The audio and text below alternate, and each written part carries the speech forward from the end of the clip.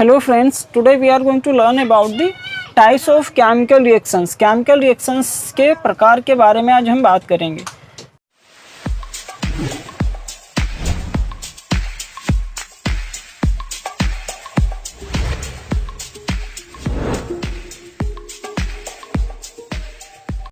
There are the four types of the chemical reactions.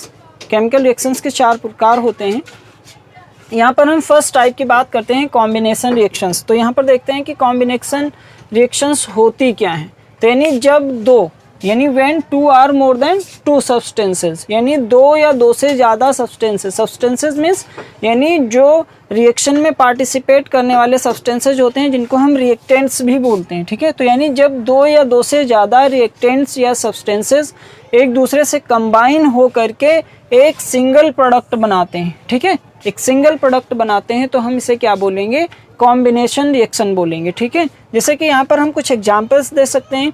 जैसे calcium oxide है, तो calcium oxide जब H2O means water के साथ में रिएक्शन करता है तो कैल्शियम हाइड्रोक्साइड बनाता है. ठीक है, तो यहाँ पर हम देख सकते हैं कि यानी यहाँ पर दो सब्सटेंसेस हैं, मतलब दो जो है रिएक्टेंट्स हैं. एक तो कैल्शियम ऑक्साइड है पहला, और दूसरा क्या है, वाटर है. और यहाँ पर जो बनने वाला प्रोडक्ट है वो एक ही है, कौन सा, कैल्शियम हाइड्रोक्साइड. तो यानी यहाँ पर जो हमारी ये हमने अभी डिफिनेशन पढ़ी कॉम्बिनेशन रिएक्शन की, वो यहाँ पर पूरी क्या हो रही है, फॉलो हो रही है. ठीक है, तो यानी जब दो या दो से ज़्यादा रिएक्टेंट्स या सब्सटेंसेज कंबाइन होकर के एक सिंगल प्रोडक्ट बनाते हैं तो उसको हम कॉम्बिनेशन रिएक्शन बोलते हैं. ठीक है, ऐसी कोई भी रिएक्शन हम देखेंगे जहाँ पर केवल एक सिंगल प्रोडक्ट बन रहा होगा और उसमें पार्टिसिपेट होने वाले रिएक्टेंट्स दो या दो से ज़्यादा होंगे तो हम क्या कहेंगे कि ये कौन सी रिएक्शन है, कॉम्बिनेशन रिएक्शन है. ठीक है, अब इसका हम नेक्स्ट एग्जांपल भी देख सकते हैं. जैसे कि this is the first, this is the second equation. Okay, तो यहाँ पर अब हम देख सकते हैं जैसे कि सेकेंड ये रिएक्शन है,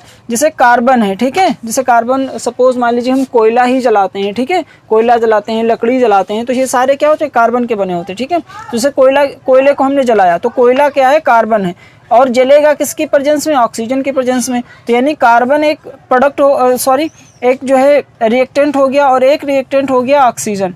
ये दोनों रिएक्टेंट्स आपस में कंबाइन होकर के क्या बनाते हैं, CO2 बना रहे हैं, यानी कार्बन डाइऑक्साइड बना रहे हैं, जो कि एक ही प्रोडक्ट है. ठीक है, तो हमें पता चला कि ये भी क्या है, कॉम्बिनेशन रिएक्शन है. ठीक है, इसके अलावा जैसे कि यहाँ पर हाइड्रोजन गैस है, ऑक्सीजन गैस है, तो हाइड्रोजन और ऑक्सीजन गैस मिलकर के क्या बना रहे हैं, वाटर बना रहे हैं. ठीक है, तो यहाँ पर हमने ये कुछ एग्जाम्पल्स देखे which were related to the combination reactions. ठीक है, अब हम नेक्स्ट टाइप की बात करते हैं. यहाँ पर देखते हैं second type of the chemical reaction, decomposition reaction. यानी डीकम्पोजिशन का मतलब ही है यहाँ पर कि कोई चीज़ डिकम्पोज होना, मतलब कोई चीज़ टूटना. तो यानी यहाँ पर क्या होता है कि व्हेन अ सिंगल, यानी ये जो डिकम्पोजिशन रिएक्शन होती है ये कॉम्बिनेशन रिएक्शन का बिल्कुल उल्टा होती है.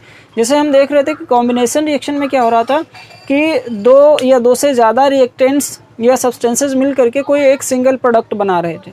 इसमें क्या होगा, कोई एक सिंगल सब्सटेंस होगा, रिएक्टेंट होगा, और वो टूट करके एक से ज़्यादा प्रोडक्ट्स बना रहा होगा. मतलब यही चीज़ है यहाँ पर देख सकते हैं कि जैसे when a single reactant breaks into simpler products, यानी जब सिंपलर प्रोडक्ट्स में कोई एक सिंगल जो है सब्सटेंस या रिएक्टेंट टूटता है. ठीक है, और ये जो होती है एक बहुत ही इंपॉर्टेंट चीज़ है यहाँ पर कि ये जो होती है ये एक एंडोथर्मिक रिएक्शन होती है. देखिए यहाँ पर जो है जो रिएक्शंस होती हैं वो दो प्रकार की होती हैं.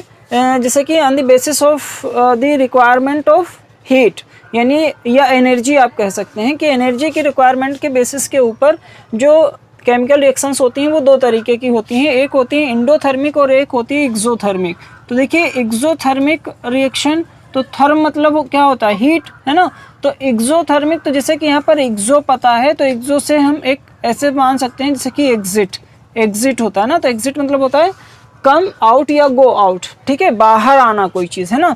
तो यानी जब हीट बाहर आती है किसी रिएक्शन में तो वो एक्सोथर्मिक रिएक्शन कहलाती है. लेकिन जिस केमिकल रिएक्शन में हीट की या एनर्जी की ज़रूरत पड़ती है तो उसको एंडोथर्मिक रिएक्शन बोलते हैं.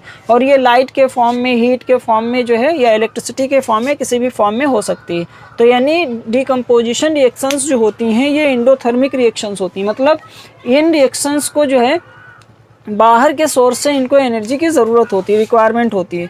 तो यानी यहाँ पर अब हम देख सकते हैं जैसे कि यहाँ पर Fe2SO4 है यानी फेरस सल्फेट है। तो फेरस सल्फेट फेरिक ऑक्साइड और सल्फर डाइऑक्साइड और सल्फर ट्राईऑक्साइड में टूट रहा है, ठीक है। तो यहाँ पर अब हम देख सकते हैं कि यानी एक सिंगल जो है रिएक्टेंट है, सिंगल सब्सटेंस है जो कि 3 जो है सब्सटेंसेस में अलग अलग प्रोडक्ट्स में टूट रहा है, जैसे कि फेरिक ऑक्साइड में टूट रहा है, सल्फर डाइऑक्साइड में टूट रहा है और सल्फर ट्राईऑक्साइड में टूट रहा है। अब इसके बाद जैसे सेकेंड हम एग्जांपल देख सकते हैं, जैसे कैल्शियम कार्बोनेट है। तो कैल्शियम कार्बोनेट कैल्शियम ऑक्साइड में टूट रहा है और कार्बन डाइऑक्साइड में टूट रहा है, ठीक है। तो यहाँ पर इस तरीके से हम क्या कर सकते हैं कि यहाँ पर हम इन सारी चीज़ों को जो है देख सकते हैं कि यानी जो डिकम्पोजिशन रिएक्शन है इसमें क्या होता है कि यानी एक सिंगल रिएक्टेंट या सिंगल सब्सटेंस जो है टूट करके कई प्रोडक्ट बनाता है, एक से ज़्यादा प्रोडक्ट बनाता है, तो उसे हम डिकम्पोजिशन रिएक्शन। तो फ्रेंड्स अब हम यहाँ पर देखते हैं third type of chemical reaction. तो this is the displacement reaction. ये क्या है? डिस्प्लेसमेंट रिएक्शन है। तो डिस्प्लेसमेंट रिएक्शन जैसे कि हमें पता ही चल रहा है कि किसी के प्लेस से किसी को हटा देना, है ना। तो जैसे कि यहाँ पर हम देख सकते हैं कि when an element displaces another element, यानी किसी दूसरे एलिमेंट को कोई एक एलिमेंट क्या कर दे? डिस्प्लेस कर दे, अपनी जगह से हटा दे। जैसे कि यहाँ पर हम अगर देखना चाहें तो देख सकते हैं, जैसे कि यहाँ पर ए बी मान लीजिए कोई एक एलिमेंट है या कोई एक जो है ये सब्सटेंस है और यहाँ पर कोई एक सी एलिमेंट है, ठीक है। तो सी क्या करता है? बी को रिमूव कर देता है और बी की जगह पर खुद आ जाता है। तो यहाँ पर देखिए ए सी आ गया और बी को क्या किया? अलग कर दिया, तो यानी डिस्प्लेस कर दिया बी को। तो इस तरीके की जो रिएक्शंस होंगी वो क्या कहलाएंगी? Displacement reaction कहलाएंगी।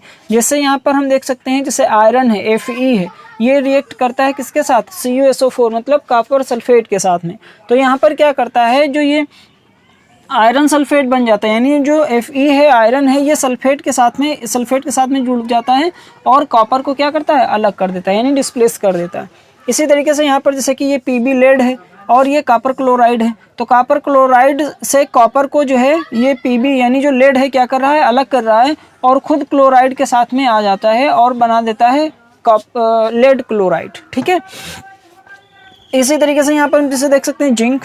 तो जिंक क्या करता है कि जब CuSO4 मतलब कॉपर सल्फेट के साथ में रिएक्शन करता है तो कॉपर को हटा देता है, ठीक है, और SO4 के साथ में खुद आ जाता है, ठीक है। तो यहाँ पर ZnSO4 मीन्स जिंक सल्फेट बन जाता है और कॉपर को क्या कर देता है? ये अलग कर देता है, डिस्प्लेस कर देता है। हम लोग देखते हैं लास्ट और fourth type of chemical reaction. This is double displacement reactions, यानी यहाँ पर क्या होता है?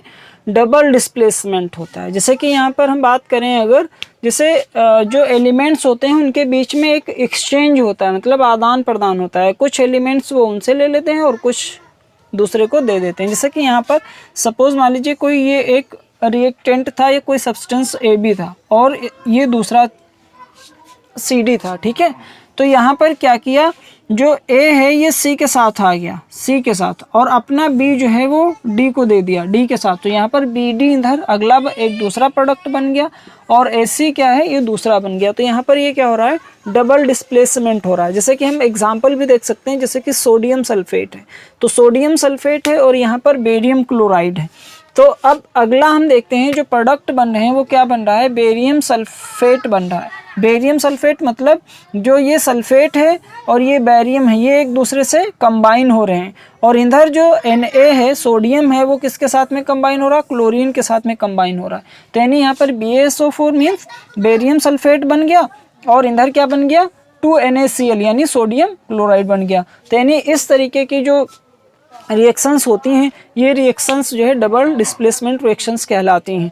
तो आज का हमारा ये वीडियो कैसा लगा कमेंट बॉक्स में ज़रूर बताएं। वीडियो को लाइक करें, शेयर करें और चैनल को सब्सक्राइब करें। Thank you.